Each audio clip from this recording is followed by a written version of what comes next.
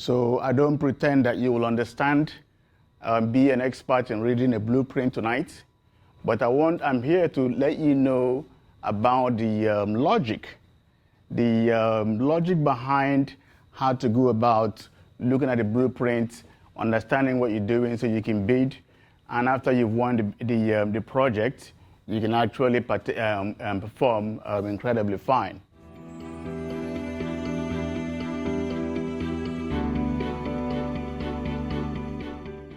But the good news for you is there's a lot of collaboration. What you don't understand, if you're a sub, you call the general, Hoffman. Hoffman, if they don't understand it, will call the architect. Or they will send what is called RFI, request for information. Now, architects are like your old-fashioned traffic police person. You know how when they stand and they go like so, you vehicles move, you guys stop, this other one go, that's how architects do. We typically are the lead for anything construction related. We turn around and we hire these different disciplines, the civil engineers, the structural, mechanical, all of that. And again, all we're doing is just coordinating, similar to the traffic police person. We do the architectural part, and we let the civil do the civil and the geotechnical, you name it. And guess what? Even with my years of experience, I still have questions. Say, hey, civil engineer, what do you mean here? He goes, so, okay, how do I mean X, Y, Z? So even if you live to be 100 years old, you're not going to know it all, but you want to acquire knowledge enough so you can perform professionally.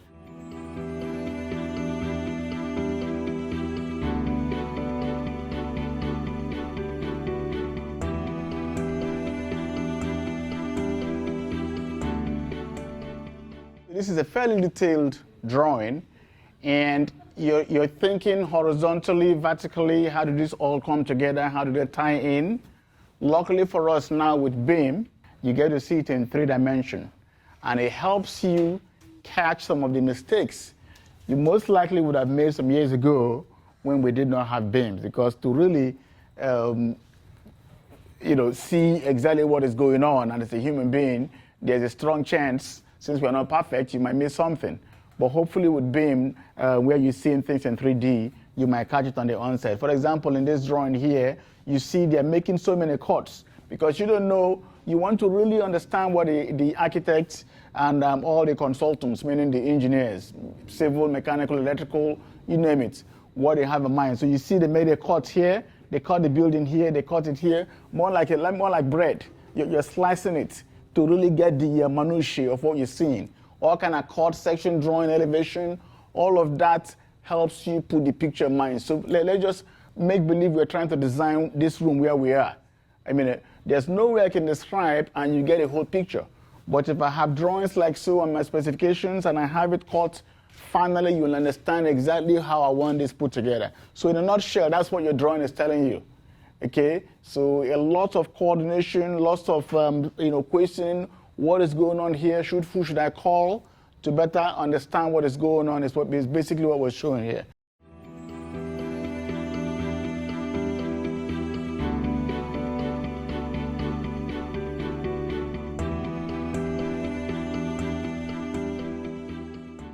When you're putting your pricing together, you don't have a lot of contingency. You know very close.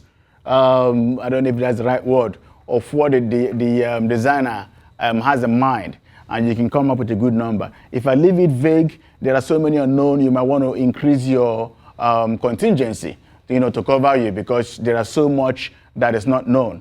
But with a drawing like so, that almost everything is called out, you pretty much have almost to the T what the designer has in mind. So you can itemize. So okay, it's going to cost me this much for the bulb, for the paint, you name it, for my acoustical ceiling, and then you come up with your price. Next, please. Okay, yeah. So this is elevation.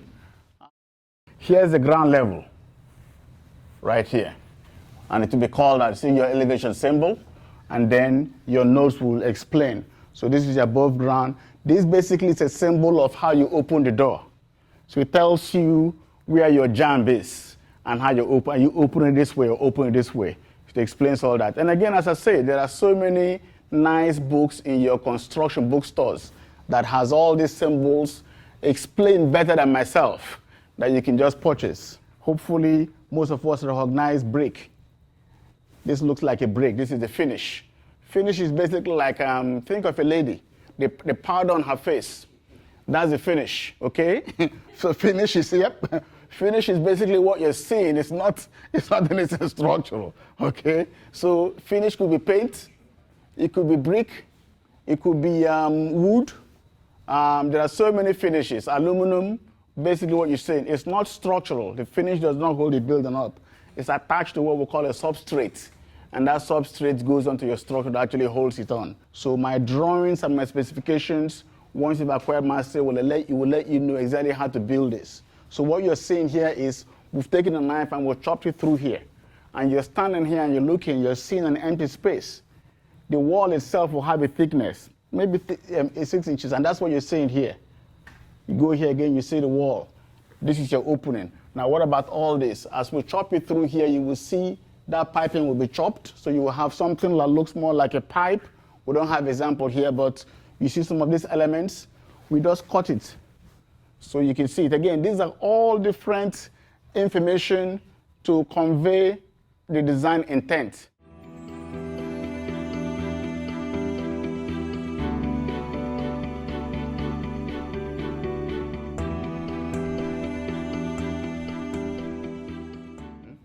This is more like your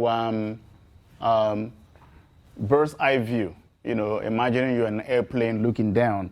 You know, plans. So, you know, fairly self-explanatory. And again, lots of call-outs on how you put this together. So now we're looking at some details of if you cut through, say, a slab,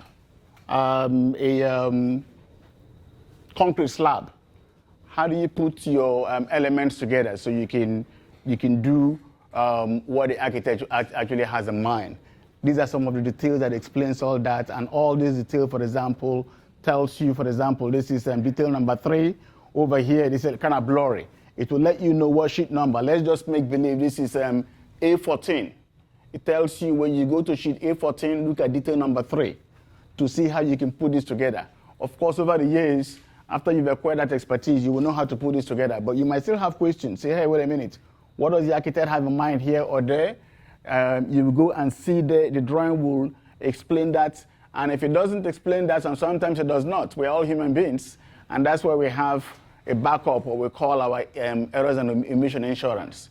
Okay, so we have that insurance to back it up. But that's when I will then explain to you what I have in mind or draw something up for you.